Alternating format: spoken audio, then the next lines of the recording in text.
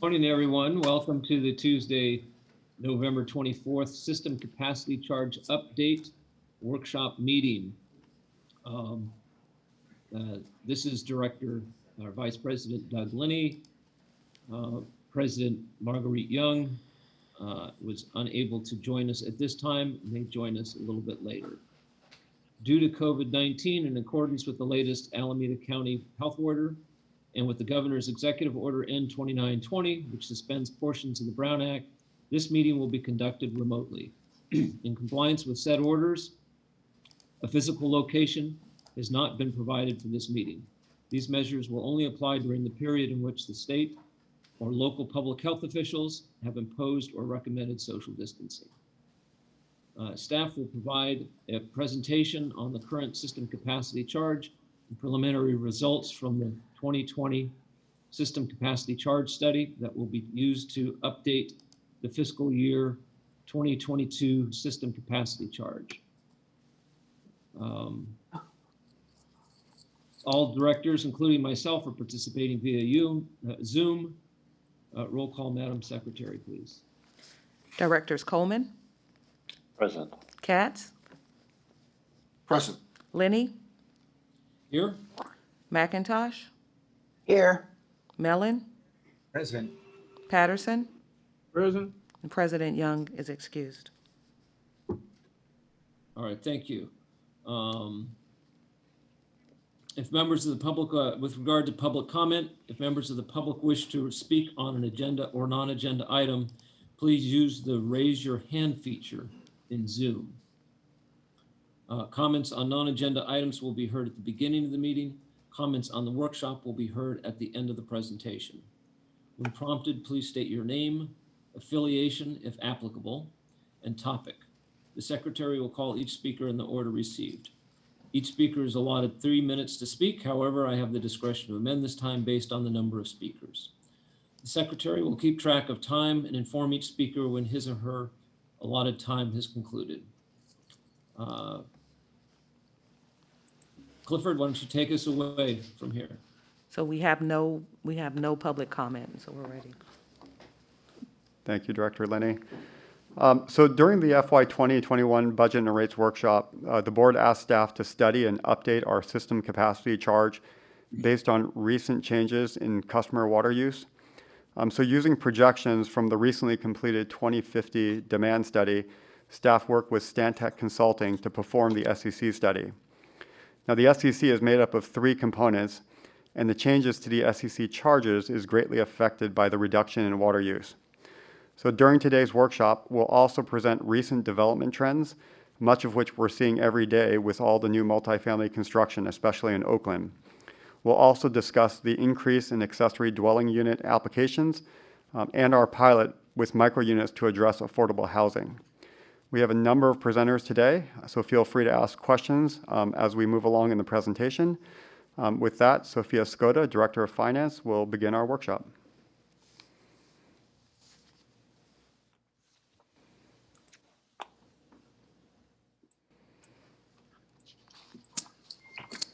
Good morning, directors.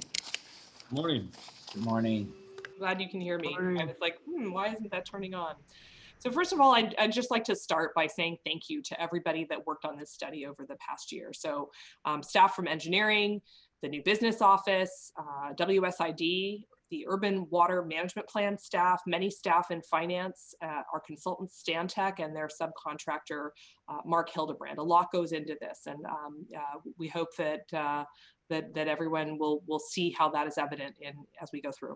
So as General Manager Chan mentioned, you'll hear from 2 speakers aside from me today, and those will be Richard Liu, who is our internal rates and charges expert, and Jack Flynn, who is the manager of our new business office. So not just me today. Next slide. So the agenda for today covers the purpose and background. Why do we have an SCC? What are the details on how it was developed and kind of its basis? We'll go over some development trends as the general manager suggested, and then we'll go through our current SCC and how it's applied. After that, we'll get into the SCC update, and then we'll talk about ADUs and the micro unit pilot. And then we'll talk a little bit about community benefits, some issues that the board has asked us to look into, and then we'll close with next steps. Next slide. So just kind of as a basis, the SCC is a key part of our water revenues. It's the largest revenue source after our water rates. In fiscal year 20, we collected $53 million. For fiscal year 21, our budget is $40 million. So getting close to 6% of our water rates. It's part of our overall new development fees. There are other fees for new development, and there may be other fees, obviously, for development from other parties. But this is our water, essentially, system capacity charge. I also want to note that because it's such a significant portion of our rates, it is possible that rates might have to increase if there were a significant reduction in SCC revenues. So that's just sort of a looking out there. So let's go ahead and move to our next slide. The purpose of the SCC. So I'd just like to start off by reminding all of us that there is no requirement in law to have an SCC. And there are some entities that don't have any. San Francisco had no SCC until just recently. But if one has an SCC, the purpose of the SCC is essentially to recover the costs of infrastructure that's used by new customers or new water demand. Now, at EBMUD, our philosophy has been that growth should pay for growth. So new customers connecting onto the system should pay essentially for the facilities that were built with capacity by our current customers to meet current and future needs. So the idea is that these facilities were paid for by past ratepayers, and that essentially that they're recovered through a buy-in system-wide charge and a regional SCC component. So currently, as we know, and we try to budget conservatively for it, but SCC revenue reduces water rates to our current customers by basically taking those funds and offsetting the need for an increased rate, in that year for the amount of revenue that comes in. So I also want to point out that additional water supplies are needed in our case for new demand. And so we have an incremental future water supply portion of the SCC. And so as you might imagine, that was in the previous study very much focused on Freeport, and that's changed now, and that's going to be part of our regular buy-in. So as we move into the next slide, SCC background, EBMUD first started charging a system capacity charge in 1983. And the idea again was that we would recover the cost of supplemental supplies at that time from new customers. The update in 2007 included a buy-in of all of our existing water system infrastructure. So it was no longer just part of about supplemental supplies, but about party and all of the facilities that ratepayers benefit from when they join our system. So the current SCC allocates a proportional share of our existing water system facilities and our supplemental supplies to the new customers or the new water demand. As the general manager had mentioned, it's very closely linked with the amount of assumed annual water use. So how much is that demand going to be on our system? And as we also know, that's the successful work of our water conservation team has meant that our customers are really using less water, that existing homes and new development are using less water on a per unit basis, and that's going to be reflected in this update. Next slide. So there are really two factors that determine the SCC. There's the unit cost, which is developed by the facility costs divided by the total demand.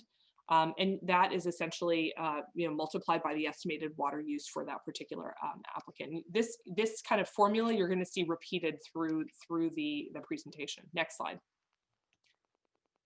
So a new applicant then pays for their SCC based on whatever the unit cost is and whatever their estimated water use is. And as you know, for many years, until 3 years ago, we updated that unit cost annually based on the engineering news record construction cost index. The board asked that we take a break while we conducted this study, and so we have not raised the unit rate in some years. So the water charge then is the volume rate times the water use. And so that's essentially how it is developed. And we end up with the charge for the unit cost is $1 per 100 gallons per day. So very similar in terms of how our water rates are structured. So we all pay the same volume charge, but the total bill is really based on your demand, right? How much water you actually use. Next slide. So also as a reminder, the district has 3 regions. So region 1, you'll see on this chart in the pale green, kind of hugging the bay. You'll see region 2 in purple on the sort of top of the hills there. And then region 3, which is the eastern part of our service area, in the pale yellow. As a reminder, region 1 is served by Directors McIntosh, Director Katz, Director Linney, Director Mellon, Director Patterson, and Director Young, so the largest representation. Region 2 by Directors McIntosh, Director Mellon, Director Patterson, Director Young, and Director Katz. And then region 3, Directors Mellon and Coleman. Next slide. Next, sorry, yes, sorry, that's correct. So this is just a slide that talks about what has the development trend really been, and we'll have a couple slides where we talk about this. So 10 years ago, development was really single-family residential, and it was mostly in Region 3. Post the recession, you'll see, if you look down here on this chart, you'll see there that single-family residential made up 41% of the total, multifamily 25%, and commercial 34%. So this is just to kind of share with you. So also to share with you, in current dollars, the SEC revenue was pretty low, so $20 million a year. During fiscal year 2007 to 2016, the average revenue was around 33 million. So that averages in the low years. So just to give you a sense of, how much development there's been and what that's actually been in real dollar terms. Sophia, Yes. when you say single family, are you talking townhouses and condominiums as well as detached houses? It depends on how the developer structures the actual facility that they're building. So it could include townhouses, yes. But it depends again on how the particular development is structured. And we can also, when Jack Flynn comes up, he can tell us more about what that trend has been like for townhouses, et cetera. All right, so next slide. Recent development trends. So recent development, again, has been dominated not by single family, but by multifamily. And so these are some photos, and you might even recognize some of these buildings because they're right in the neighborhood. So it's been multifamily, and it's been in Region 1. And the 2050 demand study projections show that this multifamily trend is expected to continue, that the densification of housing and a lot of policy from a statewide level and also from a local level are really encouraging the densification. And so that multifamily trend, I think we're going to see it across all of the regions as well, but we're seeing it first in Region 1. So that has resulted in an increase in the average annual amount that we're seeing from SCCs. And in FY18 and FY19, we received on average, $70 million a year, so significant revenue from that. For FY20, obviously, part of the year was during the pandemic, still strong, but at 53 million, so less than the average of the prior 2 years. Next slide. So this slide shows on the top and on the bottom, 2010 % of total SEC revenue by region and customer class, and then where we were in 2018-19. And so what you really see here is, again, you see that 41% that we had in 2010 being single family residential, and you see on the bottom half that now multifamily has made up 62%. And if you look at Region 1, Region 2, and Region 3 on the top part of the chart, you'll see they're sprinkled throughout, although more in Region 3 in 2010, so 30, 23, and 47. And you can see now in the 2018-2019 period, 75% of the growth was really in Region 1. So these are pretty interesting. So 10 years later, multifamily and Region 1 are dominating. Next slide. So this just shows you a visual of what that looks like, and I think you see the number on the last slide, but I think this is pretty telling when you kind of look at this, and you see the real densification and the units for multifamily. And so this really was one of the major drivers as we started working on the study to say, wow, we really need to kind of look at this particular trend and look at our capacity fees for this area. So moving on to the next slide. Again, this is the same formula that you saw before that you'll see again. So our SCC is based on a unit cost and estimated water use. So some of the questions that we had as we entered the study were, can we find, if we start looking in data, is there estimated water use are there estimated water use differences between different sizes of units within multifamily residential? What have been the water use trends in the single family residential space as well? So those were some of the pieces of information that we were looking for as we started the study. If you look at estimated water use by SCC region, we know that there's a difference between region 1, region 2, and region 3. So for a single family, we are using the average annual water use of a typical family home in that particular region. From a multifamily perspective, we had been picking just one dwelling unit, and it was regardless of size. And this was, again, one of the assumptions that we wanted to look at. And then lastly, there's the non-residential space, which for smaller meter sizes, we could use an average water use. And then for larger meters, 2 inches and greater, we do custom calculations that are based on the actual estimated water use of that particular facility. So if you're sort of wondering, how it all breaks down, this is how it breaks down. And we wanted to go through and look at each one of these elements as we went through the study to understand, were there changes that were, indicated, and if so, what were they? Next slide. So I did want to point out that we do provide a credit for existing meters. So typically the existing meter being replaced is small. So for example, if it's a parking lot that now is going to have 500 multifamily units, perhaps the credit won't be as large, but there are sometimes large meters that are being replaced from things that were food processing or other industrial operations. And then also wanted to note that I think that about a third of recent projects have received some kind of an SCC credit. So I think that was a question that we wanted to make sure was addressed for the board in case that the board receives questions. Next slide. Sophia, this is Yes. John. I have a question regarding that, and Yes. it's in reference to a letter that Risha forwarded to us yesterday or just afternoon from Yes. Jim Levine. How is this applicable at Oak Knoll, which has had the water service up there? Yes. And the meter charge?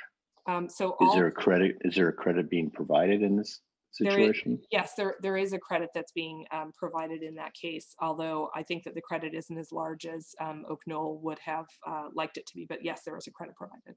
How much? I don't have the details on that, but I bet you Jack Flynn knows off the top of his head. Okay. So when he, We'll get that later then. Yes. Okay. So Jack, there's your heads up that you have a question coming. So, all right, next slide. So, so our current, actually, sorry, I think I didn't go over the last slide. So actually, this credit for existing meters. So just to provide a little bit more detail on this, the credit is given where a water meter already exists. And essentially it reduces it by the amount of water use that has been on that meter. District policy is that the SCC credit stays with the parcel, and so that's something that's come before the board before as well, and so I just wanted to point those things out. All right, next slide. Thank you, Risha.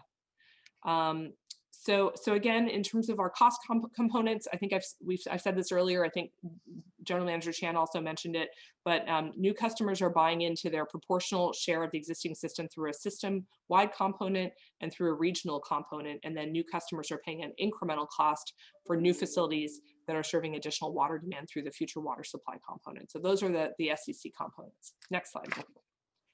So this is just kind of a visual, what's included in system-wide. So you can see there's a photo of Part E.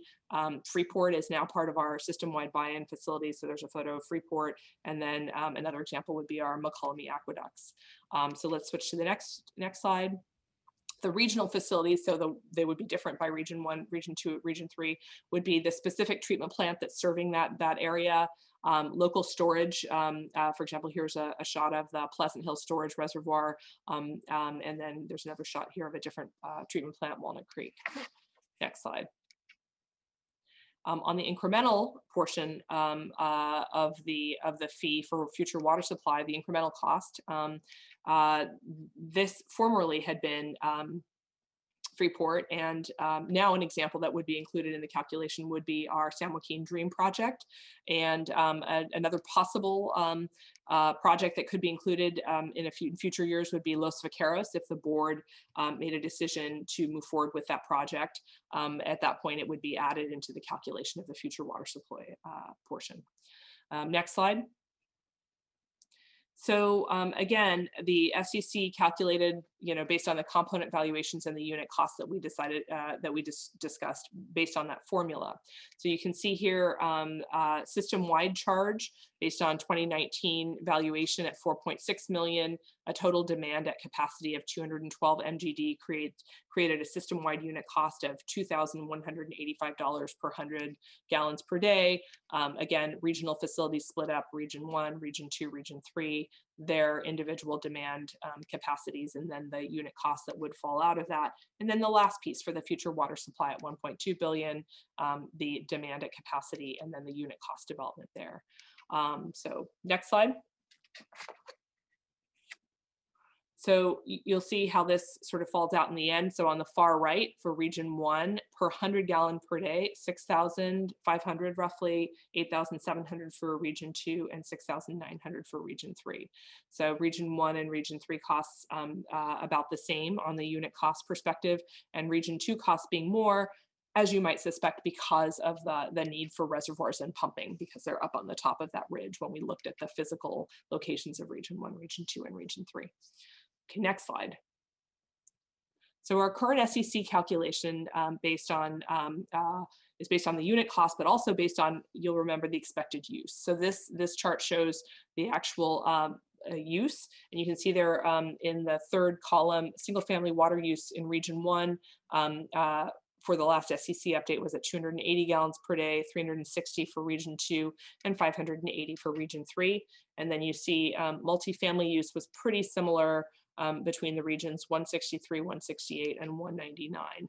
And then you'll see the actual SCCs that fell out of each of those from 18,000 to 40,000, depending on the region, and from 10,000 to 14,000 roughly for the multifamily residential. Next slide. On the non-residential part, again, it was the same unit costs, and then essentially the non-residential consumption at 400, 535, and 625, which created the non-residential for a 5/8 inch service ranging from about $26,000 up to about $46,600. Next slide. So our 2020 SEC update, again, incorporated the new water demands, the need for water analysis, updated facility values, and we looked at our customer classes and changes there. We started the study by having an RFP, selected Stantec as our consultant. Together, we conducted outreach to developers last February to let them know that we were looking at this. We conducted a detailed review of our assumptions and methodology, and we hope that what we've developed is going to be responsive to the issues that have been raised by the board with regards to lower consumption overall, and also looking at multifamily residential, smaller units, which hopefully links to affordability there. Next slide. So just to give you kind of a preview, the preliminary results are that there are significant reductions in water demands, which are really driving a lower capacity fee. And we also are recommending a new rate structure for the multifamily residential that would have a slightly reduced, based on the data that we found, water use for small units under 500 square feet. And then we also are recommending adjusting our replacement cost methodology to recover the cost of extra capacity in the system that's used by new applicants. And so this is a bit of a different methodology in the past. So I'm trying to think if there's anything else I want to say on this slide. I'm sort of coming to the close of my section. No, I think that's it. Next slide. So again, this is that same formula that you'll see once again. We created our unit cost by updating our facility costs, looking at our total demands, developing that unit cost and multiplying it by new estimated water use that we think is appropriate for the development that we're seeing. So the result is that the SEC will be lower for most customers, and overall, the SEC revenue will be reduced by about 30%. So with that, I am going to hand it over to Richard Liu to actually get into the details of updated demand and how that has impacted our SCC. I'm happy to take any questions now. I'll be joining you again after Jack Flynn later, so I can take them at that time as well. Doug, if I could ask a quick question of Sophia, this is John.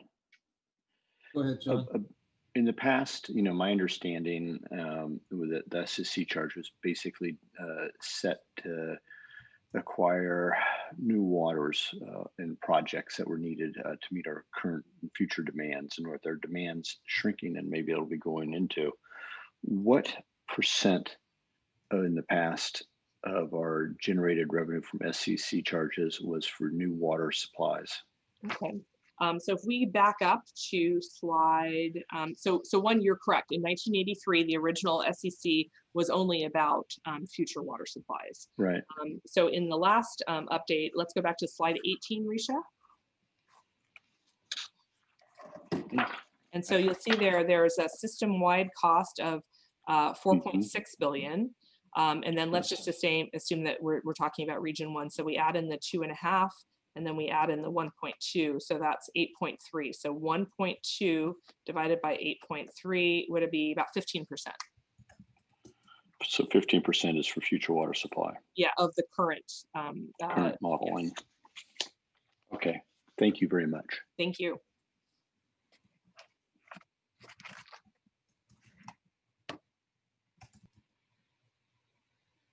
Okay, can you guys hear me? I just turned on my mic. You're all set? Yeah. Okay, good. So my name is Richard Liu. I think I've spoken a number of times to the board, I think even to the newer board members. I am the rates analyst here for water and wastewater, and I just want to thank Sophia. She laid out the process of the SCC very well, so it makes this job about going into the details a lot easier. Of course, the SCC and these presentations have lots of numbers, so it was good that she gave you a preview of the results. And then, as she said, our update in the end results in about SCC's reduction of about 30%. And that's pretty much for almost all the categories. We'll go into the details of some of the new numbers for individual ones, but I just wanted to just get that out there. Sophia's laid out the process. I'm going to go over some of the details, but in the end, the new study is proposing the SCCs to be reduced by about 30% using our new methodologies and especially the updated water use numbers. So as I said, the first thing that we want to look at is the updated demand, and we say that has a significant impact on the SCC. Next slide. So as Sophia mentioned and Clifford mentioned, and the board was given a presentation on our 2050 demand study back in February.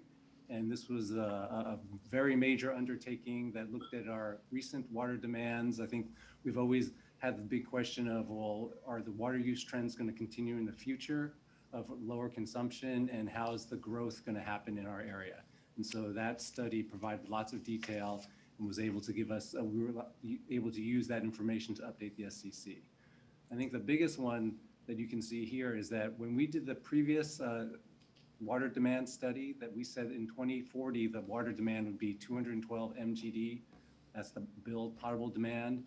And now with 10 more years, we're saying the water demand is going to only be 187, and that is billed. So that number looks a little different if you remember some of the numbers from the presentation, because this is just reflecting the billed water demand. And if you compare that to what was in the previous study, it was only it was 173. It's actually 173 for 2040. So the comparable numbers would be 212 to 173. So as Sophia said, our water demands are changing quite a bit in the next, from what we had assumed earlier. And both because of water use trends and our conservation efforts, we're going to be seeing much lower demand. And just from that number, that reduces the SCC unit cost just from that alone by 13%. Next slide. So here's just a graph. We used to, I'm going to, because I've been here for so long, I get to talk about different people who were here earlier. We used to call this the Lampy diagram because it used to have a bunch of different lines on it before. And some of you who are there, I think Frank might remember John Lampy. So we had this, we've simplified this now. We just showed this one line now.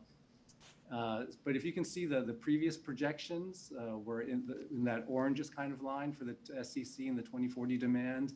We've kind of, back then we said, oh, the impact of the drought, let's just kind of assume that that's not a long-term impact. So you see that orange line, that trend going back up. With the new SCC demand study, and we're using that for the SCC, we're taking our cues from the drought and water use trends that we're actually down on the green line now. So anyone, I think we can move forward to the next slide. I'm just going to give you a little preview of how this impacts the individual customer classes. As Sophia mentioned, that we did look at this. This is part of the demand study numbers, and they looked at the normalized water demands, and they're saying in region 1, it is instead of 280 gallons per day, which was kind of our trend back in the older study, we were looking more like 2007 demands. The 2020 demands are 190 MGD, which is about 30% lower for region 1. Region 2 is really essentially almost the same as region 1 in terms of demand now, 210. Region 3 did have a reduction, 90 MGD reduction in terms of absolute numbers. Region 1 did drop by 90 MGD, GPD. Region 2 dropped by 130, region 3 dropped by 90. So not about the same absolute wise, but proportionally wise is a little bit less. So their reduction is only about 16%. Richard, this Yes. is Marguerite. Hey, sorry everybody that I had to take a while to get on here. Do we ever look at, and this is the average, do we ever look at the skew of demand and where the actual, for this purpose? I know we do for other things, but when we, for instance, set tiered water rates, but do we do that for this or not really? So because because so many people in the region 1 use very little water, and it's skewed by the higher water users. I'll say yes and no. It's more on the higher water use side. The way we get to the higher water users is when they come in for an application, we realize that they're using much more, that there's the number of water fixtures in their lawn and irrigation system is much larger than the standard size. So we'll say that you need to use a 1-inch meter. And in an extreme case, use a 1.5-inch meter, and we have a higher fee for the 1-inch meter and the 1.5-inch. Right. So it's a design, a design review kind of process. So we don't. So it's easier to do it on the higher one, on the really lower user ones. We don't really have an adjustment for that because as I think our consultants say, you have one shot at charging this fee, and because it looks like that house might have a low water use to start off with, it doesn't mean that more people might be moving in, or there's a remodel later and they add a bedroom and a bathroom, which most likely would not trigger a new SCC or installation charge. So you don't know for sure what their water use will be in the future. So that's why we kind of stick with the average. On the flip side, usually you don't see people reducing the size of their house in the future, or maybe you might see a little reduction in their lawn or landscaping, but when there's a large house. But you might see them completely abandoning outdoor water use. It's possible. It's possible that could happen in the future. I think part of our new estimated demand study is looking at water use trends. And if the trend is in the recent, they looked at a lot of the recent water use patterns right now, which would reflect people using less outdoor irrigation. Thank you. Okay, next slide. Just a little preview that Sophia said in terms of that we created a new category for smaller multifamily units. I think when we first presented or gave an update a couple of years ago, one of the board members mentioned, oh, there's quite a big range of multifamily dwelling units. And as Marguerite pointed out, we have ability to charge more for really large homes for single family by meter size. For multifamily, we just said we have one fee for whatever size multifamily you wanted. We are seeing a trend of building smaller, more efficient multifamily dwellings as housing is more expensive and maybe the market is shifting a little bit. So we were able to work with the consultant. They were actually very good at being able to identify data sources to calculate actual water use for some of the smaller units. Took some doing, and there's not a lot of data because we only have there's only so much sources of data for the number of dwelling units per apartment and the size of those apartments. But we were able to find about a 21% reduction in the smaller units compared to the standard units. And in addition, we found that our previous consumption of about 160 to 200 MGD has dropped quite a bit, similar to the pattern in single family, dropped from about 30%. So that's going to significantly drop the SCC fee for this category. I also want to point out that this is our stay on the slide, that the 500 square foot threshold. Can you go back to the multifamily? Just that this is not for micro units or the tiny home type thing. Jack is going to talk about our approach to that. This is separate. These are what we would still consider standard multifamily dwelling units. So Richard, this is John Coleman. A quick question on this, and I'm sure I know the answer, but I want to be verified. When we're looking at a multifamily, and I'm looking at, let's say, a high rise, for example, of yes. Several hundred units, they're not individually meterized. There's not individual meters to the units. Right. Are there, unless there's over so many units? I know there's been talk in state law. Has that changed at all? Well, I'll just give you my quick overview. We used to have a 3-story rule that if it's not over 3 stories, we could require individual metering. I believe the state law has now passed that we can either require individual metering for multifamily, or if they volunteer, or we can make an agreement for them to sub-meter their apartments or their dwelling units. That can suffice also. I don't know. Jack could probably give you more details on that. Okay. Again, so when we have we're not involved in the billing process if it's okay. So when we have a high rise going in, let's say that has several hundred units, 150 hypothetically, we're going to look at the total water demand, and that will be based on what their SCC charge is, or is it a set? Or is somebody who has 150 units versus somebody who has 40 units? Are they going to be paying the same? They will be paying the same per dwelling unit, unless some of the units are 500 square feet or less. So it's a per dwelling unit charge, not a total fixed charge, even if it's not billed, even if they're not metered individually. Correct. Okay. Right. Thank you. Yeah, it makes the SCC calculation a little bit easier for the new business office. Okay, next slide.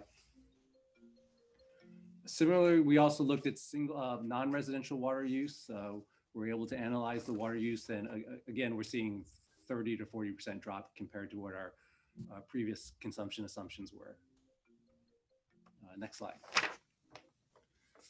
So now we're going to get into some of the more detailed calculations of how we value the SCC facilities or the water system facilities to come up with these SCC unit costs. We're going to go on to the next slide. So here's a question. We did an outreach to the developer community in February, and one of the first things they say, and they say this a lot, is, well, the facilities are already there. Why are you even charging us an SCC for these facilities? We should just pay for our connect, just to hook up. And the reason why, this slide kind of documents why, and Sophia says why, it is the concept of growth pays for growth, but it's more specifically is that when we build our facilities, we design them for both the current capacity and the future needs. And this not only benefits future customers, it benefits existing customers, because when you have more customers sharing the cost of a facility, it's like the economies of scale, right? You can get more customers, and then it makes the cost for each of those customers less. And obviously the new customers benefit quite a bit, because if we're laying a distribution main in the ground and we only build it for the existing customers, and when the new customer comes in and we say, oh, we need to build a new a new main here. And so we got to dig up the street again and do all the things just to put in one separate pipe for the new customer. That would be quite expensive. So that's the concept of why we build extra when we put in our facilities, and why we assign those costs to the new customers. I think I was in the Duro meeting last night, and Frank also was pointing out that when you join our system, you got to join in on all the costs that are going to benefit you. So that is our philosophy. It doesn't necessarily have to be our philosophy, but that's what we've been doing with our SCC. Next slide. So as part of our growth pace for growth philosophy, there's a bunch of established rules and laws and methodologies, and this just lists some of them to how you go about that calculation. So it's not just, oh, growth pays for growth, I'd like to charge you, $6,000 per 100 gallons per day. There is a process that's established of how we do that calculation. The first one is the AWWA M1 manual. It describes the process and the methodologies that are generally accepted as this industry standard. As Sophia mentioned, that there are some government codes in California, the first one being 66013, and it says that it allows us to have an SCC and dictates some of the calculation methods. And then there's also Proposition 26 that says that our SCC can't exceed the reasonable estimated cost of capacity on a proportional basis. So we do follow all those in developing the SCC. Next slide. Sophia also did mention that there was one modification to the way the consultant helped us evaluate one of our methodologies for evaluating our facilities when we use the cost to calculate the unit cost. And underneath our current SCC, our existing facilities, we don't value them just at their original cost. We don't say Pardee Dam costs, I don't know, $50 million or $25 million. We escalate that cost to the current day value using the ENR adjustment. So that's called the replacement method. So essentially it's saying these are our existing facilities and we value them at the current day cost of replacing them. So then the consultant also came up and said, well, a lot of times agencies will look at their facilities and not just look at what it costs to replace them, but look at what their remaining value is in terms of, some facilities may not be as in perfect condition and are targeted for replacement in the future. So they've got some depreciation in them. So we looked at the facilities, we did kind of an extensive look at our facilities, and we identified that we have replacement programs for pipelines, reservoirs, pumping plants, and equipment. So we feel that it's probably appropriate for us to look at some of our replacement schedules and on specific facilities and adjust their replacement value based on the remaining useful life and their existing condition.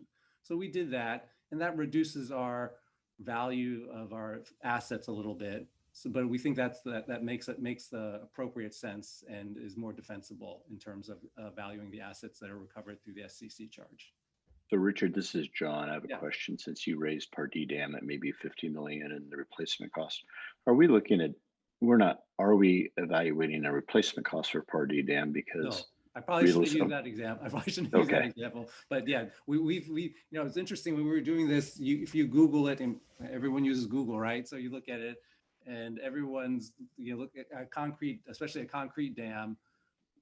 They say, well, the design life might have been 100 years, but they're going to be here a very, very, very long time. Especially with, obviously you have to continue to maintain them and inspect them and do repairs as necessary. But there's no, as far as I know, there's no replacement plan for Pardee Dam. That's what I figured. Thank you. Right. But obviously our pipelines and we know our distribution reservoirs, we're doing two a year or so pumping plants. Those should reflect that the depreciation and useful life when we're doing the SCC calculation. Okay, next slide.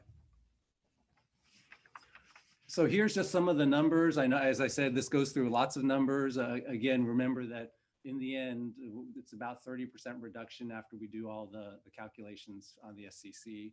And we'll talk about revenue impacts of that at the end. So our current valuation was about 10.1 for the region-wide and system-wide. We're at 11.1 right now with the adjustment, but as Sophia mentioned, the Freeport and recycled water costs that we've had for 20 years that we've built used to be part of the future water supply. They've been part of our water system for so long, and they were identified. I'm going to date myself again. This is actually before my time, but we used to have a program called the WSMP 2020. And our SCCs, previous SCCs were all based following the methodologies and the projects and our definition of new customers and the incremental demand. And those components were primarily the Freeport project and the recycled water projects. Those are now entrenched in our current existing customer base. So we've updated it and included them in the buy-in instead of the future water supply.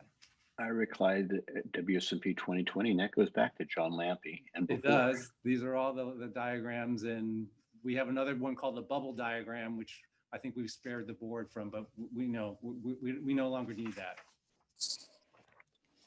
Okay, let's move on to the next slide. So here's the new future water supply projects that are more consistent with our WSMP 2040. So we still have more recycled water projects to do.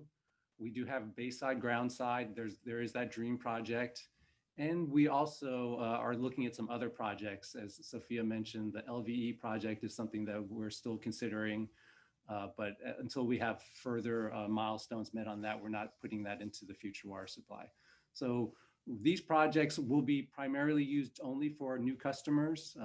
We don't have even with Freeport and our existing recycled water projects, that would not be enough to meet all our demands by 2050, even though we've reduced the projection quite a bit. We've got lots of issues related, as we gave you on the water supply update, lots of issues and concerns about having stable water supply, especially as we go into the future. So why don't we move on to the next slide, and then we can look at I tried to do, I think throughout the rest of it, I'll show you what the current numbers are in blue and the updated numbers in purple. Not sure why I picked purple, but I guess that's here, that's already done. So as Sophia said, the actual updated unit cost largely remained about the same. So the region 1 went down a little bit, region 2 went up just a hair, region 3 went up a hair. Again, that doesn't mean that our SCCs are staying the same, because the unit cost is just one factor in the SCC that we charge people. Let's go on to the next slide. So again, as she said, we're kind of showing this formula again and again, that we have unit cost and we take the unit cost times the estimated water use. And as I just showed you, the unit cost stayed about the same, but we all know that the estimated water use compared to what we used in the old SCC should be going down. And that's what's driving the reduction in the SCC. So why don't we move on to the next slide?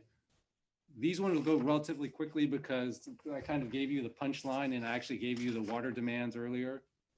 So hopefully it'll go by pretty quickly here because we're already at 10. Okay, so our current water use that we're using is 280, 360. I showed you the table of that. The demand study looked at identified that, and we just all know that water use has gone down quite a bit since then. Region 3 still has the higher water use because of irrigation, and regions 1 and 2 actually have gotten a little bit closer. Let's go on to the next slide. Again, you've actually seen all these consumption numbers before, but in terms of the SCC, instead of 18,000 for region 1, we're looking at less than 12,000, 31,000 for region 2, down to 18.8, and a smaller reduction, but still a significant reduction of $6,000 for region 3. Can we move on to the next slide, and then we can quickly do a little comparison. It's a tricky to compare, and we got another slide that describes the comparison, but if you look at DSRSD, just for comparable for region 3, they do have a zone 7 capacity charge also. So we're looking at if one step backward, we just have a 3/4 inch meter for single family because we see that 5/8 inch meters just the typical demand. We want to go away from that for single family. So we've just established our bottom or floor for SCC for single families, 3/4 inch. Other agencies are still using a 5/8 inch or a 3/4 inch, and they have different charges for those.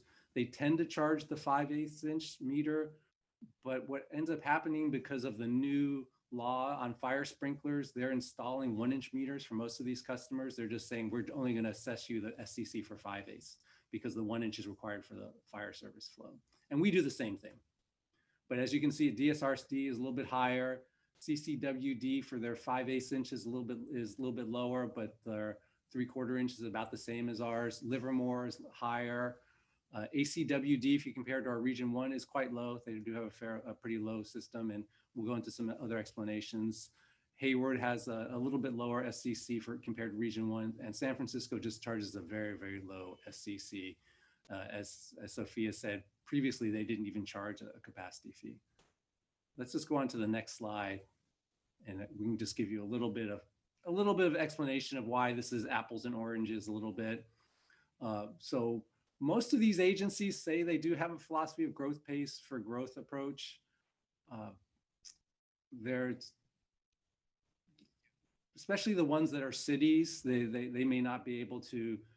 There's probably some push and pull between of having a high capacity fee that captures all the costs, or is high, captures the higher amounts of cost associated with the new development versus trying to encourage development. There's also the issue, some of these have to have relatively high fees because the wholesalers are charging a connection fee also.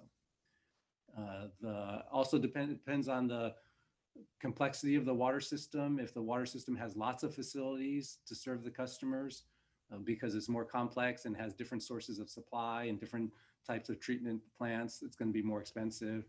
You're going to look at the age of the facilities. If it's a lot older, maybe it's been more depreciated, so they don't charge as much for the SCC. And you also have to see what kind of capacity is left in the system. If it's got a lot of capacity left, then their capacity fee could be a little bit lower. If they need to build a lot of new facilities for new customers, they'll probably have an incremental component. And then you also have to see how much growth they anticipate in the future. So there's just lots of different ways to look at this. We think with the adjustments that we've made now that our capacity charges are pretty much in line with the other agencies in the area. Next slide. So quickly, I'll just go over the multifamily because we kind of talked about this before. As Sophia said, our previous analysis showed that multifamily water use doesn't really vary that much between region 1, 2, and 3, primarily because when an applicant comes in for multifamily and there's a lot of irrigation, we charge a separate irrigation meter. So they have to, that's not as part of the SCC charge for the multifamily dwelling unit. They pay a separate SCC charge for irrigation. So we did look at, we tried to do an analysis of the different factors that we could use to restructure the multifamily one. We looked at number of bedrooms, number of rooms, and then we looked at square footage, and the consultant was able to identify a statistical valid reduction in water use for units that are listed as under 500 square feet. So it's about 21% reduction compared to the standard. So we were pleased that we were able to identify something that could provide a different structure for the multifamily for developers that are looking to build smaller units. And again, we are going to have something different for the micro units and the tiny homes. So this is just for what we consider a standard multifamily dwelling unit. Next slide.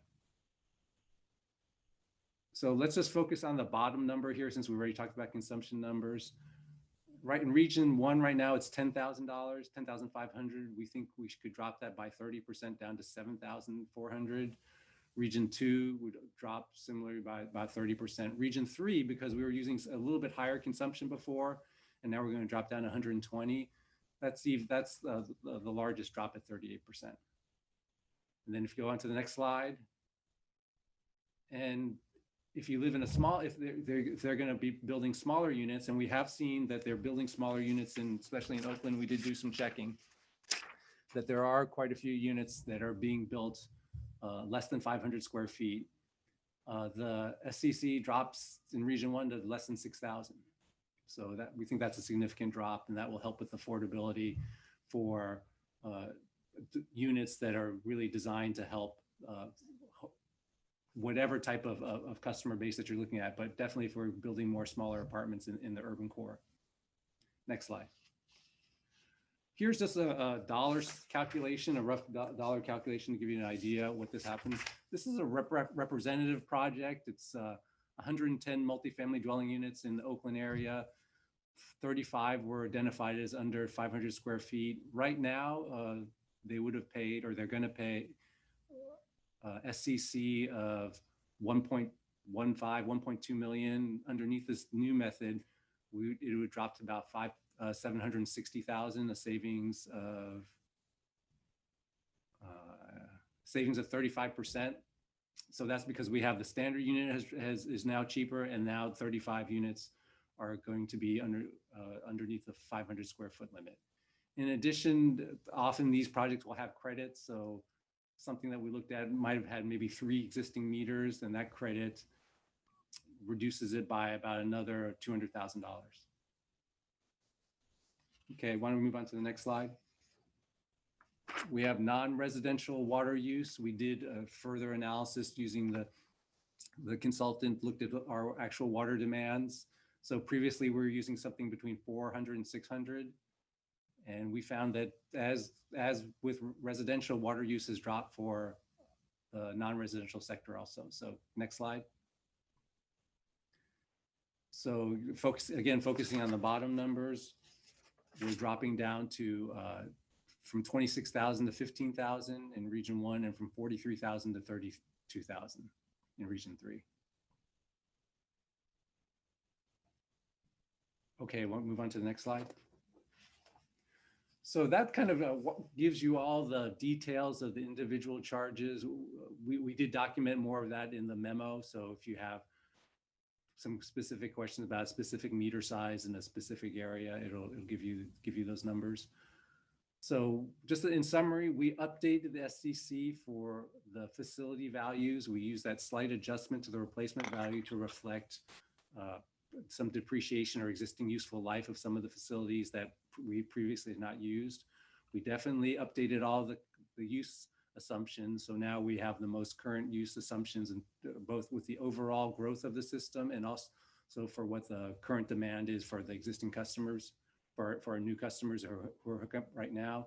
We were able to make a change in the multifamily structure that allows us to have a slightly reduced cost, not only for all customers, but definitely if they're building smaller dwelling units. And we were able to do that based on analysis of actual water use. And as I said, this reduces the SCC about 30% for most customers. And that's the calculation that we've done for FY21. Obviously, we're not proposing a change to the current rates, but for FY22, there's going to be a few more updates when we get a new ENR number and a few other calculations. So it might not be 30% by the time we give you a proposal for FY22. It might be 28% or 27% or something like that. But as of right now, we're looking at a 30% change.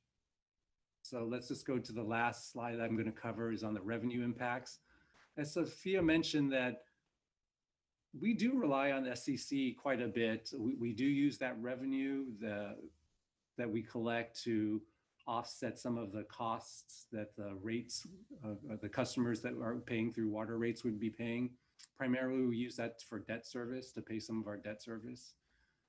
In the past, we've tried to be conservative because you can get into, obviously we have a better handle of how much water we're going to use each year than we do how many new connections are going to be coming in.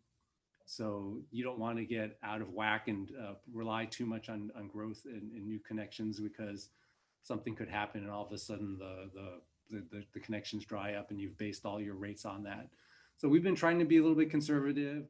We went a little bit higher than we had initially wanted to recently by going up to $40 million a year. Obviously, we collected quite a bit more than that in the last couple of years, and even last year was more than that.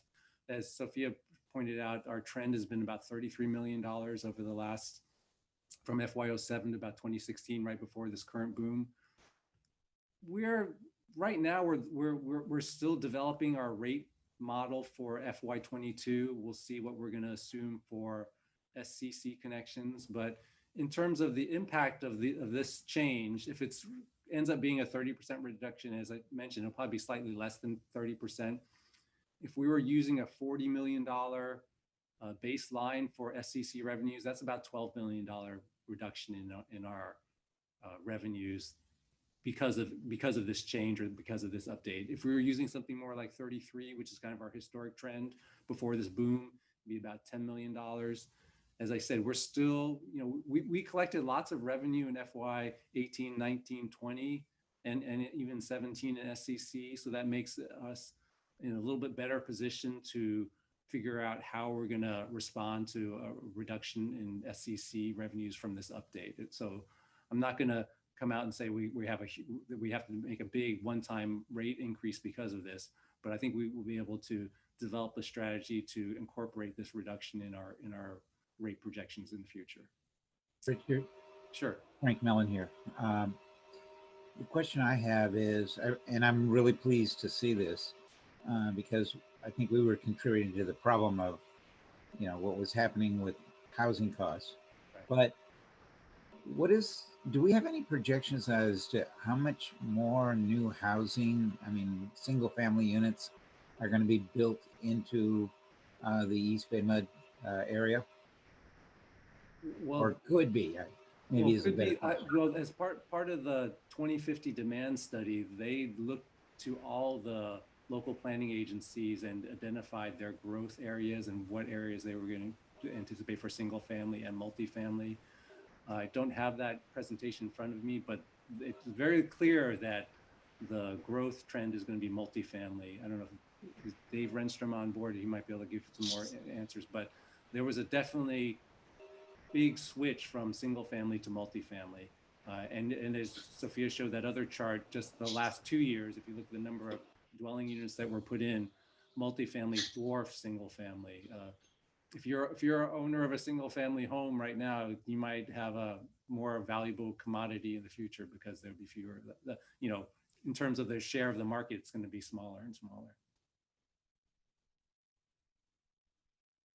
Okay, with that, I think we're going to move on to Jack Flynn, the head of our new business office, to talk about both accessory dwelling units and the micro home, tiny homes ideas that we have that, like I said, are separate then from our multifamily SCCs. To you, Jack. Jack Flynn, manager of the new business office. And a few questions came up during the slides, so I'll tackle those questions first and then jump into a few slides on ADUs. First, the question regarding the single family homes SCC with condos and townhomes and how were those classified. Most utilize a condo map, and when they utilize a condo map, then they're classified as multifamily premises. And so we assess that SCC as multifamily and not single family, but it really depends on how the developer comes in with their application. Then for the credit on the Oak Knoll project, we reviewed the meters associated with the site, and the project has a credit of just over $1 million. So Jack, this is John Coleman. I asked that question. Is the Oak Knoll site, are we looking at what the past usage was by the Navy in terms of how many gallons per day and what the future usage will be in gallons per day? And is there a difference, and how much, if so? So we looked at the past 10 years. It's the determination for SECs for meters that are 2 inch and larger. They do have some meters at the site that are smaller than 2 inches, to which then they're credited based off the meter size. But the ones that are larger than 2 inch, we looked at the past 10-year annual average demand, and that's how we came up with the credit. And it's in a concurrence with or in accordance with the schedule of rates and charges. Okay, but when the Navy was at its peak, and how much was he? I mean, Oak Knoll has been an active facility for a while. Maybe I can jump in. Sorry, this is Andrew Lee. I am the manager of customer community services. So Director Coleman, regarding your question is, to begin with, I think Oak Knoll, they came into service back in, I think, the 40s and 50s. So they never paid C into the system. For projects similar to those is that we have a policy in place on how those credits are determined. And for any meters that were installed prior to 1983, before we initiated the SEC, those are calculated based on the time of the application. And we go back 10 years to look at what their average annual use is on that meter. And we use that to determine the total credit for those specific meters. So Oak Knoll falls into that category. And they receive that one, just slightly over $1 million credit based on the water use on those meters, dating back, 10 years from the time they apply. Okay, I'll probably have more questions later as Jack goes on, but thank you. Okay, next slide, please. Oh, my office is dimming. 1 second. These auto lights remind me to step up and stand up, otherwise it goes dark. So to jump into it, so what are accessory dwelling units? They're commonly called ADUs. They're structures on a single family residence parcel that act as a rental unit or as a way for families to house or provide housing for relatives or in-laws or adult children. The ADUs function for the state to address the housing shortage by allowing a separate structure or conversion of a portion of an existing structure into a separate dwelling without needing to change the land use designation for multifamily. In the past, these structures were often called mother-in-law units or conversion units or where Uncle George lived. But now the term ADU has been adopted to the lexicons of California's building code, as well as the residential homeowners throughout California. In 2019, there were 3 key bills that were approved and signed into legislation on January 1st. AB 68, AB 881, SB 13, and these amended the existing laws on ADUs. And then recently, just in September of this year, SB 1030 was also added to amend California's government code. The bill's intentions were to reduce the barriers and development of ADUs, helping to increase the number of housing options for Californians by allowing homeowners more flexibility in installing ADUs on their property. The bills also provided a more simplistic approach in determining what is or is not an ADU. When talking about ADUs, there's 3 main types. A converted space exists when a portion of an existing structure is converted into an ADU. Then there's detached, which is either remodeling a separate structure or building a brand new structure. That's detached. And finally, there's attached, which is remodeling an attached structure to the home or building a brand new attached structure to the home. This is a basic simplification of ADUs to provide a basis of understanding how these terms fit within the regulations governing water service. Next slide, please. Even with passing of the bills, the district is still able to review ADUs for compliance with our regulations. And the new business office, we've seen an increase in year-to-year ADU applications by about 25% since January 1st, 2020. This increase might be hampered due to COVID and the uncertainty that it's placed on all of our lives. However, the 25% increase in applications is an indication that the ADU bills have done their job by making the pathway for building ADUs easier. To streamline the ADU review process, we've determined that when an ADU needs to be reviewed by the district, there are a few key considerations to account for. First, does the space actually qualify as an ADU? To qualify for an ADU, a structure must provide complete independent living facilities for 1 or more persons, must be located on a lot with a proposed or existing primary residence, and it must include permanent provisions for living, sleeping, eating, cooking, sanitation on the same parcel as the primary dwelling. Then we have 2 questions. 1, is the applicant building an ADU that is within the space of the existing single-family dwelling or has its own exterior access? And 2, is the ADU within the existing space of an existing accessory structure, like a garage, a shed, or a barn? If the answer is yes to either of these questions, the district will not require a meter or assess the structure for any additional SEC.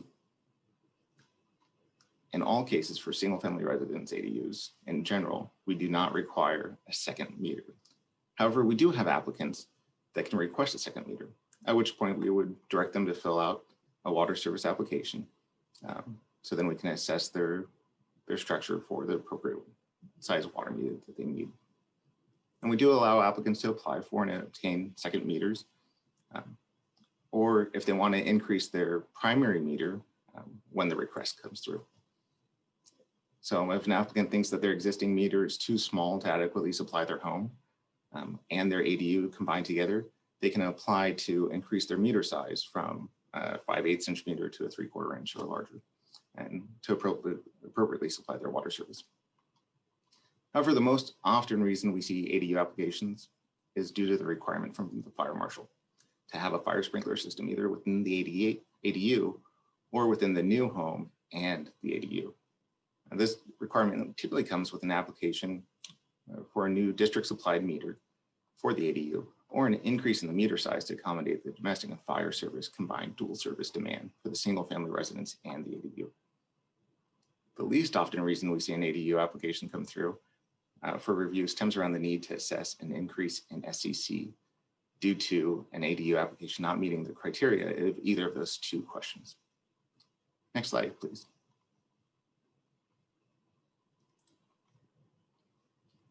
When we do see ADUs, which are not within the space of the existing single family home or within the space of an existing structure, we are able to assess an SCC in accordance with the new legislation. The SCC assessment ensures district customers do not bear the costs associated with new development. That puts a greater burden on our water system as a whole, just like Sophia and Richard were explaining. The legislation does limit when we can assess ADUs for SCC. Converted ADUs cannot be assessed in SCC. Also, detached existing structures cannot be assessed in SCC when converted to ADUs. So that'd be like a detached garage or a detached barn. Even though we cannot assess this for SCC, we can still ensure that our water meter is sized appropriately for sufficient flow, so we're not damaging water meters due to an increase of flow. Where the district can assess SCC is on all newly constructed single family residences with an ADU, and any newly constructed detached or attached ADU where the structure didn't previously exist. So if it's a brand new building. And again, this built on the principle that the new development pays for the system capacity charge. We do see that there have been smaller, newly developed single family home tracts going in where they have an option, much like you could have an option that this could be a bedroom or an office. They'll say option convert your garage into an ADU. And as it's brand new building, we can assess for that demand. Next slide, please. But this slide provides you with a visual example of ADUs within our service area. In this visual example, you can see that there's a garage that was then converted into an ADU, where the existing structure met the statutory exception, so it did not require review by the district for an SACU, and it did not require water service application. The homeowner determined they didn't want a separate district supplied meter, and there was no additionally newly built structure that would require that SCC review. And this is just one of many examples like this throughout our service area, where an existing structure is converted and doesn't actually require a review by EBMUD or a review for additional system capacity charges. Next slide, please. However, ADUs are only one housing option we've really seen that's come through for the affordable housing within our service area. The other item that we have seen an increase in recent interest are micro units. The district had previously approved a pilot program intended to help water study use within micro units to inform SCC design. The micro unit is typically much smaller, a multifamily residential unit, and the pilot's idea was to use non-residential SCC methodology to assess the SCC as the very small units would not have a typical water usage as a multifamily dwelling unit. So rather it'd be assessed like a commercial space. Since the beginning of the pilot, unfortunately, there have been no participants, though there has been interest in the idea of allowing a more detailed assessment of SCC based off very small units. However, with the housing shortage, we have seen recent projects that have started to actually move forward in utilization of micro units, or these very small units. And these two projects are looking to utilize the pilot program are the Fairmont Safer Homes in San Leandro and 2012 Berkeley Way in Berkeley. The Fairmont Safer Homes project is a 31 micro unit project that will be placed on county land to help support temporary housing for homeless. While the 2012 Berkeley Way is a mixed use building intended to have units for temporary homeless housing, as well as a homeless shelter, and then also have some standard size units for long-term low-income housing. These projects are in the process of obtaining water service, and they will move forward to construction. And so extension of the pilot program will allow for these real world projects that will actually come to fruition, utilize the pilot, and allow for a study of the notion that micro units are lower water users than the standard multifamily dwelling units. And then Sophia will continue with the presentation.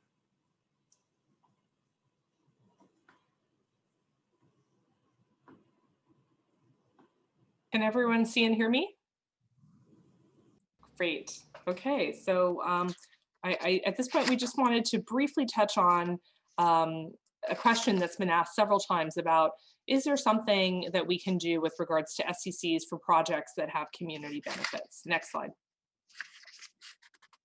So we've talked about different kinds of projects with community benefits. Some of them are, we hope that we're able to address through our micro unit pilot, but others, such as perhaps a reduced SCC for facilities that might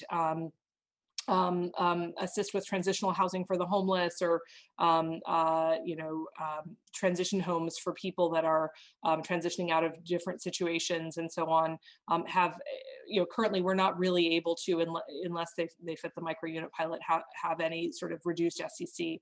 So we have spent some time working particularly with Stantec, who works nationally, to understand, were there alternatives that were out there? And the reality is there's not a lot out there. So here are some alternatives that we have reviewed. So one is to reduce the SCC for all community benefits projects. However, the board would choose to define those using our property tax revenues. So one, that there is an impact on water rates from the use of property tax revenues.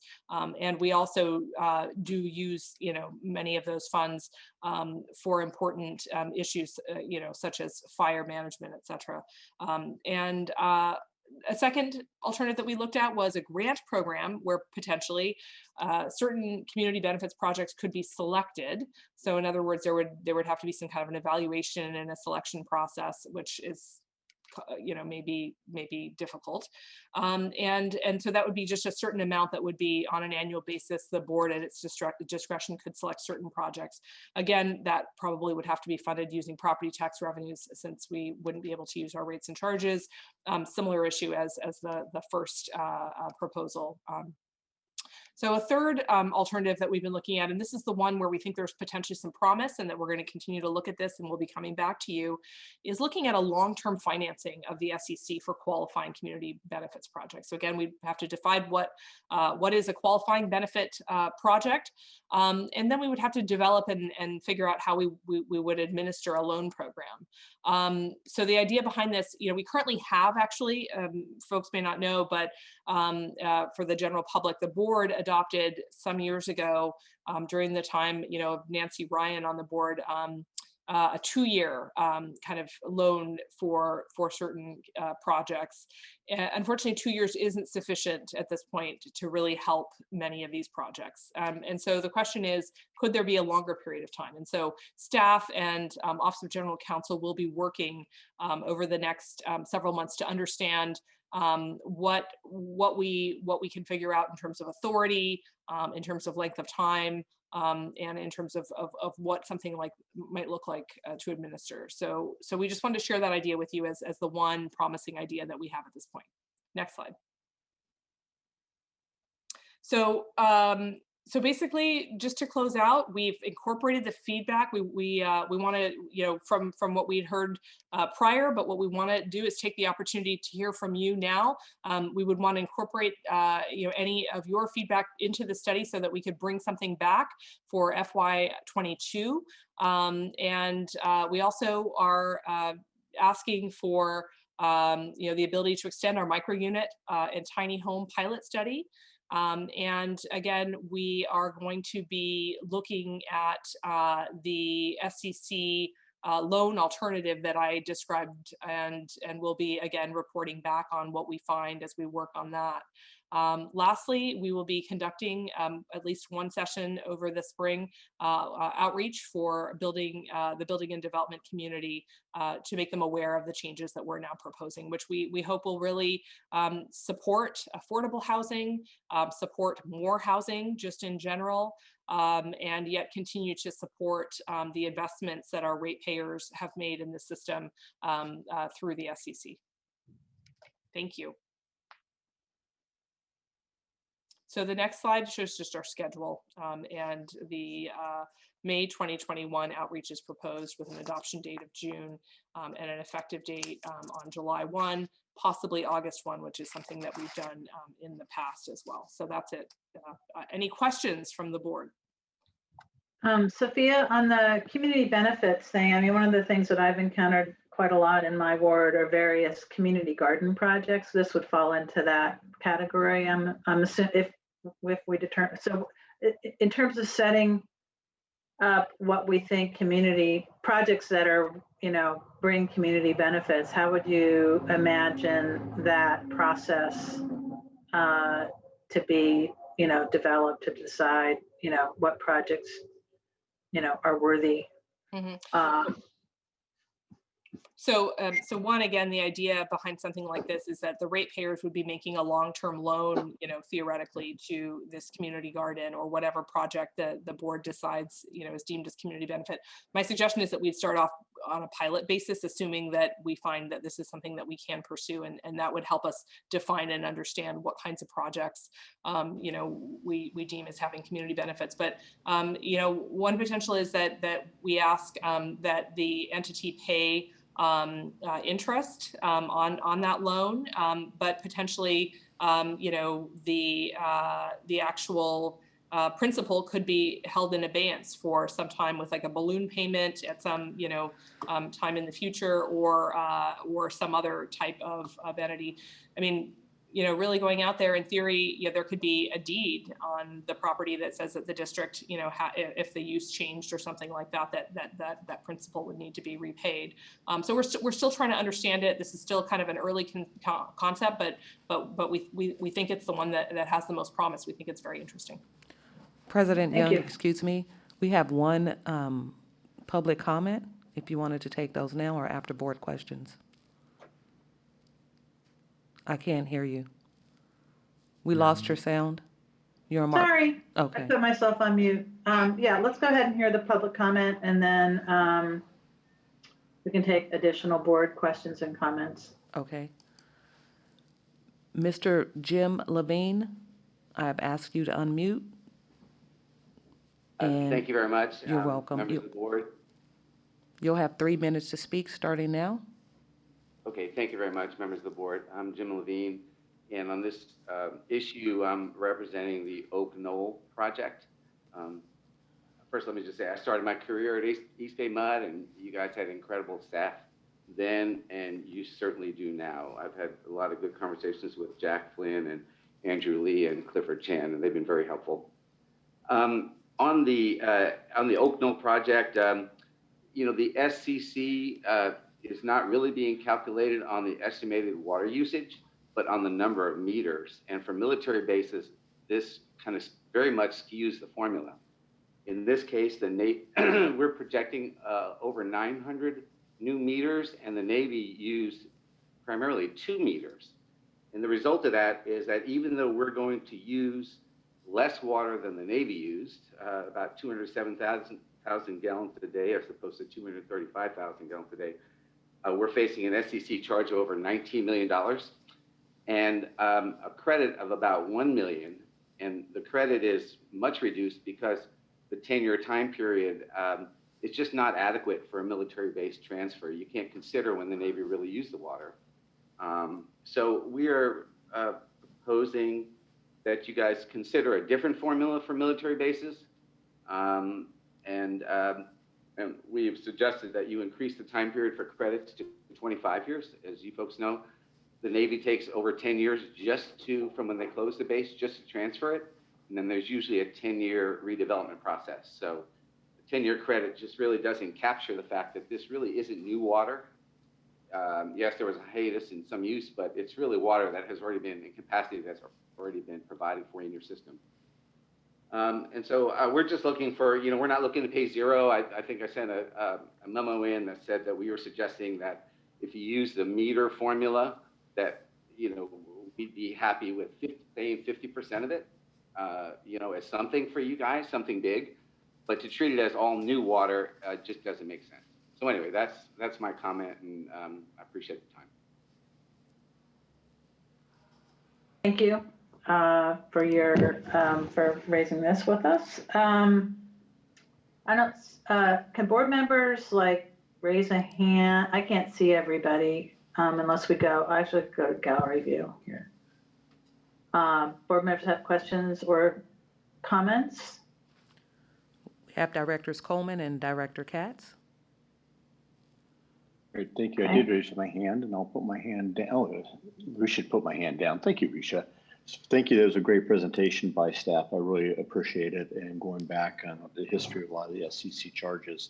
Let me first take a step back on the issue of the last thing that was dealt with in terms of the community benefits alternatives revised. I like the third proposal that Sophia put out there in terms of long-term financing and looking at what kind of deed might be able to put on the property to make sure that we can recover whatever funds that are extended in terms of a community benefit, in terms of who does it. So I'm looking forward to the legal review of that into Prop 218 and how we can do something that would benefit community benefits in terms of working towards a solution towards that issue. I am also going to tie off of what Mr. Levine just talked about in the letter he sent yesterday, which I looked at yesterday. And I think Mr. Levine raised a valid point. We only really have 3 military bases, former military bases, I guess, in our service area: Alameda, Oak Knoll, and to some degree, Oakland Army Base. And as we're all aware, it takes forever for the government to go through this process. And we're looking at potentially, in this case, Oak Knoll, of meeting a housing demand.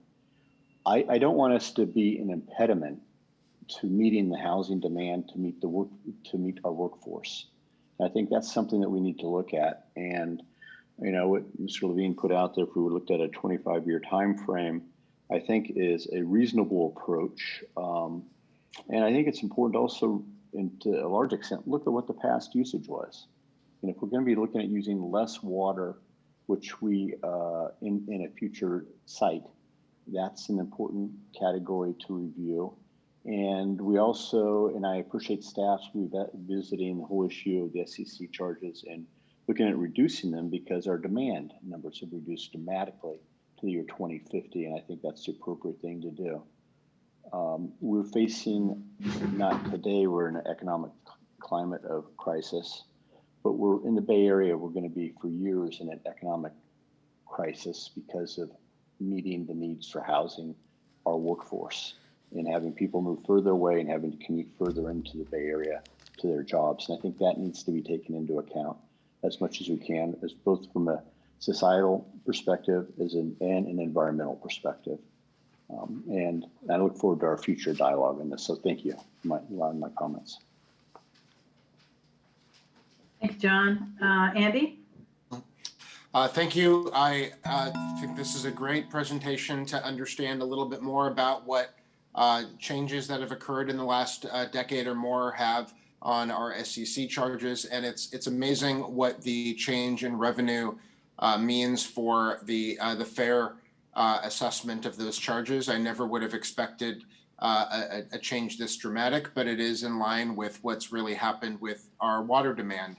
And at its core, the SCC is meant to recover the actual cost per unit or per increment that we're charging the SCC charge at, to be able to recover the actual costs. So it makes sense that as each unit is proportionately responsible for less water demand, that the charge would go down. I agree with that rationale, and that in one way really does offset a lot of the increase in construction costs that have been imputed into the SCC over the years, because we increased the SCC quite dramatically a little more than a decade ago. And I think this kind of puts it roughly back to where we were. And, you know, it's interesting to think about the equity issues for the development that occurred within that interim period. They didn't benefit from this reassessment because they built before a drought was taken into account.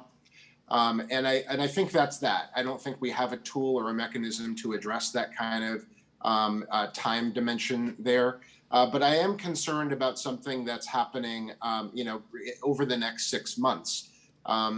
We have a lot of changes in the economy, and I think it is important to protect public health, but still keep as much of the economy running safely as possible. And I would want to be very careful to not send a signal to the construction world that they should stop all new starts until development fees go down, you know, a third from our agency. So I'd like some feedback about if there is a significant adverse financial effect to having some kind of look back that would allow an applicant for new business that's at a certain qualifying period to be able to collect the new charge that would be assessed, or to defer the charge to this new period. I'm interested in something along those lines, only if it does not provide some kind of significant financial consequence to the district, but mostly just to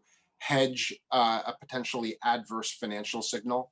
I'm not clear on that concept, but I would like to hear feedback from the staff and other board members. I have 2 comments about the proposed structure, which I think is overall a good direction to accommodate smaller units, to accommodate ADUs. I do think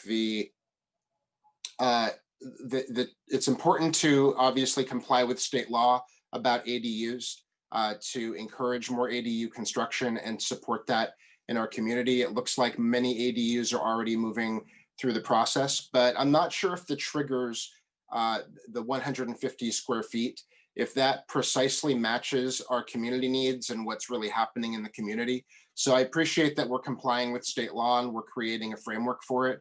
But I'd like to look at this a little bit closer to make sure that our approach is really consistent with the approach to ADUs that are happening in our cities. And that's something that we didn't have time to really look at in this workshop. It might be something that we need to do some city planning and development community outreach to really understand what's happening in the ADU world. This is we've heard about ADUs a lot in the last several years. This is a good opportunity to fully incorporate that feedback and not just do the minimum that state law provides. And that's about as much as I can really put into detail at this time. On the second issue of community benefits, I think the approaches that were laid out are great, and I'm hopeful that the loan option provides promise. In my ward, we have a temporary use for homeless housing, and that provides immense community benefit. And we worked out a creative solution to have a temporary reprieve of the SCC. And I had explored this idea of an amortized payment over a term of years. I think I was conceptualizing what would the SCC infrastructure represent, a very massive time frame of 50 to 70 years. That might not be the best fit for this particular program, but I do think that the long-term amortization concept should incorporate a temporary use. So if a use is only intended to be around that has community benefit, let's say it's a pilot project for a community garden that may not be a community garden in perpetuity, but will exist for 2 to 5 years. Or another homeless facility that is not really going to be constructed to its highest and best use, but may be in effect for 3 to 5 years. Maybe this amortization approach, loan approach, could work for those temporary uses, but only be charged that annualized amount for those uses that's in effect. So that's an idea that I would like to contribute to the discussion too. Thanks, Andy. Any other board members with their hands up? I don't see any. Doug and then Bill in the old fashioned hand waving way. Go, Doug. Yeah, so I just want to, start by saying, this is a great job. I'm really, sometimes it seems like we have big issues that are hard to tackle. And then, as our staff has a chance to really kind of ponder them and what we might do about them, it seems like there are solutions that come up. And I applaud the staff for the work on this and the creativity in tackling this and making sure that we deal with or help hold up our end of helping to reduce at least the cost of construction for new housing, particularly multifamily housing within our district. I am curious if that's one of our goals, how significant, whether we've given any thought or heard, how significant these reductions are. I mean, these are, 30% in what can be very significant costs for constructing these buildings. But just curious if there's been any thought given to whether this might help increase the supply in any measurable way, or whether this is something that the cost of housing is more or less set by the market, and therefore even reducing the cost of the housing will just go into the pockets of developers, if you will, as opposed to passed on to the actual people who are buying the new housing or renting the new housing. This is Sophia. I mean, I think that it's most likely that, there's a market price. So if it itself had an adjustment on the market and then, some developers started to lower their building costs, then perhaps other developers would follow suit. So I suppose it's theoretically possible. I don't know that there's any evidence out there that lowering capacity fees has actually lowered housing prices. That said, that for kind of nonprofit development corporations who are just paying the actual cost of development, I think this will significantly impact that. So. I mean, the other half of the equation, of course, is that this might increase the supply, because now it pencils out some new housing that otherwise wouldn't have been built or would have felt more risky to build, and that the increase in supply actually reduces the cost of housing. It certainly won't hurt. Yeah.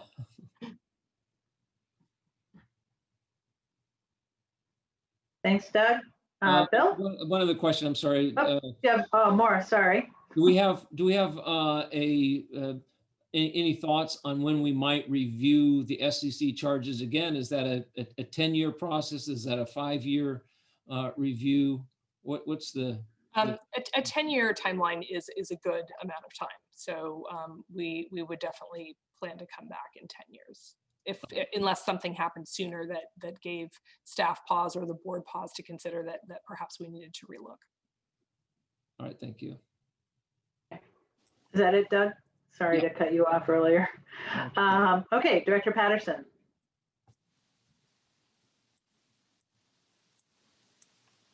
Bill, you're on mute.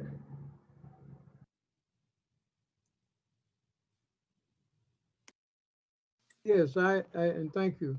I just wanted to point out, I have a mixed bag of what's happening in my ward.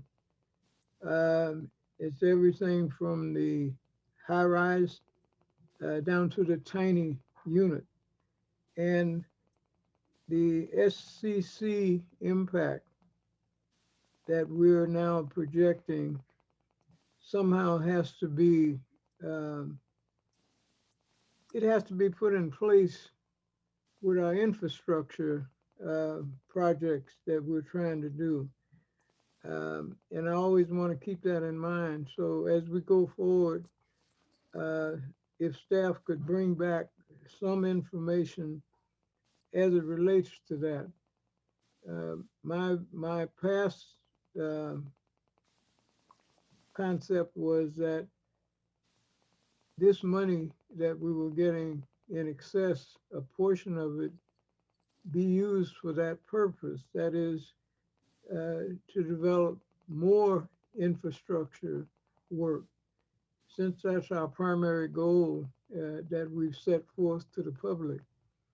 And I don't know what the loss of this revenue by going this way, what that impact might be.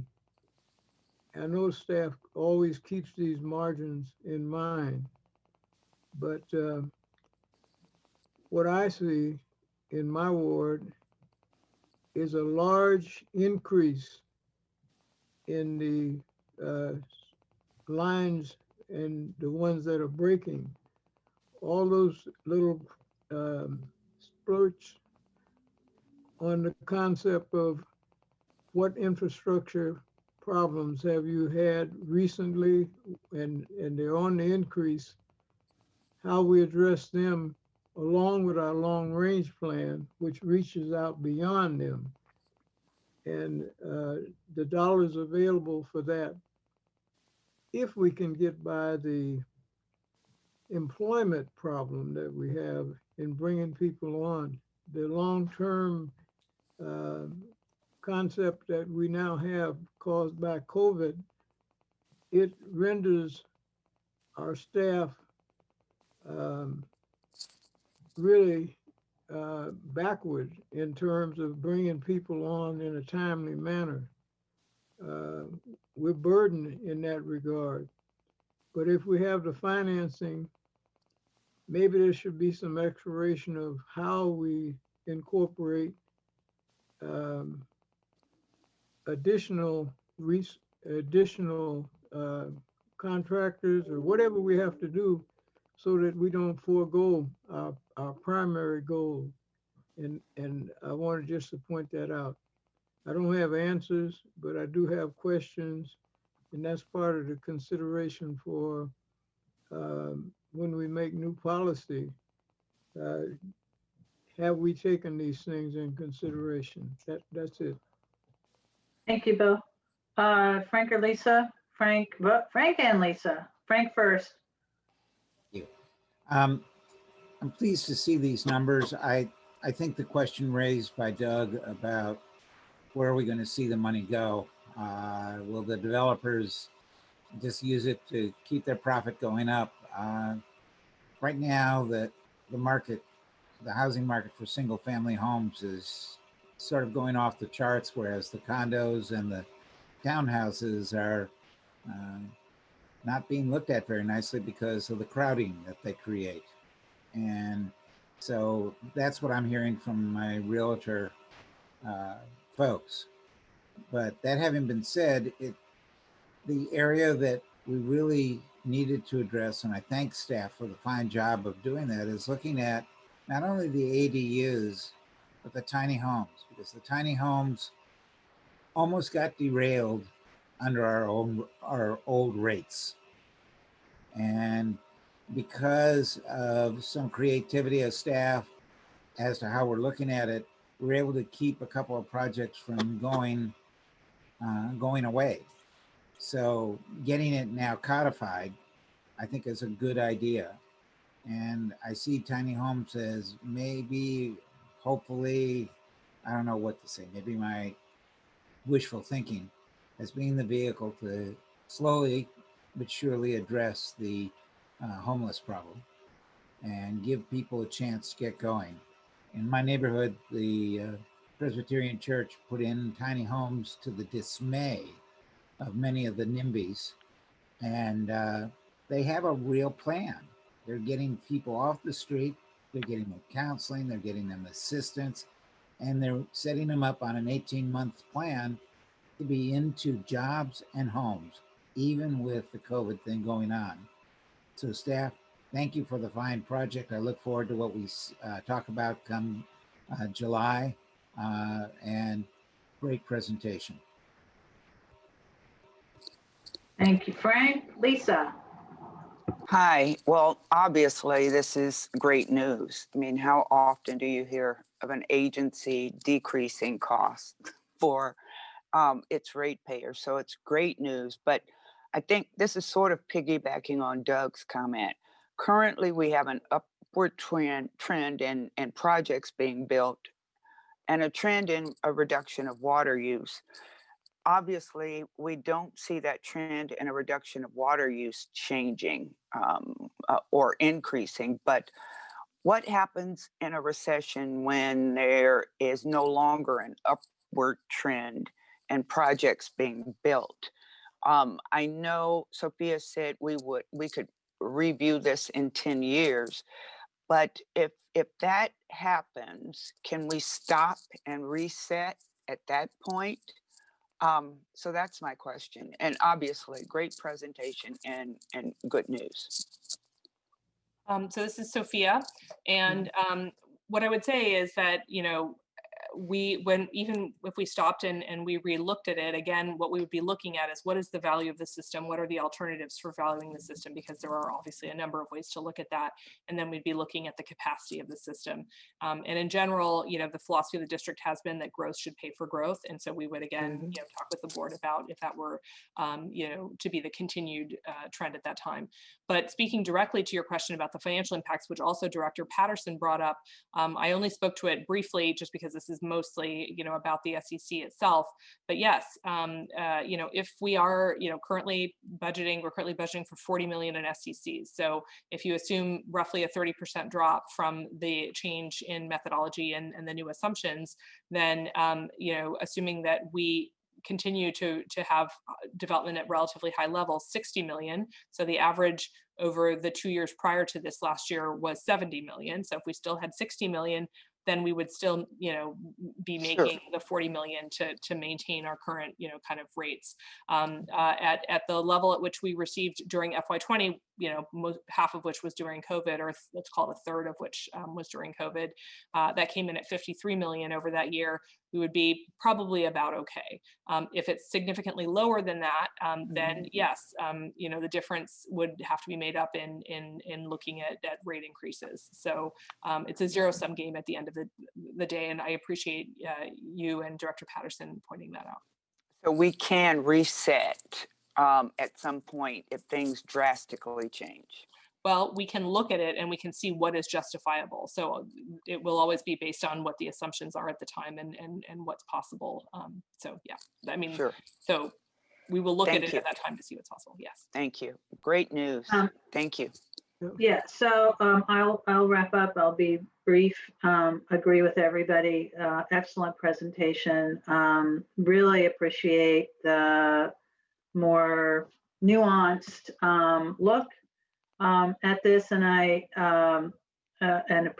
also appreciate the community benefits options. And I think Andy brought up some good ideas to add into the mix of how we look at some of this. I do want, as we move towards, obviously the marketplace is moving towards more dense development in, sort of region 1 of the SCC, but I think we may also be, and I don't think we're really seeing it yet, but projects that are in fact designed to use less water, not just that happen to use less water by measuring, if we get to, projects that are designed with intentional gray water or reuse or, on in situ, or my favorite, composting toilets that don't use any water, then, I do think there's another category that is, that does reflect that hardened demand that we could look at that might also help in terms of costs. The other thing that strikes me, about this is that, I'm very glad that we're reducing the cost and mindful that it could influence rates in a negative direction. I think if we look at the SCC, as we have done conservatively and budgeted conservatively, and look at the surplus as kind of a rainy day fund, then I think we're, sort of managing that some potentially problematic dynamic of, it's kind of like it's like cigarette taxes, right? Or sin taxes that were, charging a certain amount. I mean, it's not for the same reason, but it has the same impact, is that over time it could depress, the amount that you get can go down if, water use goes down, if other things, and that at some point, we might not grow. We might not be building new developments, in which case a system capacity charge couldn't be used. I think we're probably a fairly long way away from that, but just to, sort of to Lisa's point, and I'm glad we're doing it conservatively, and it'll be a while before we're probably in that kind of a pickle. So I will leave it at that, and we are a little bit over, if I'm doing my time zone math correctly, in moving to our closed session. So everyone can sign out of here and then sign back in to the closed session Zoom. We will begin that shortly. Yes, thank you. Okay, thank you. Thank you.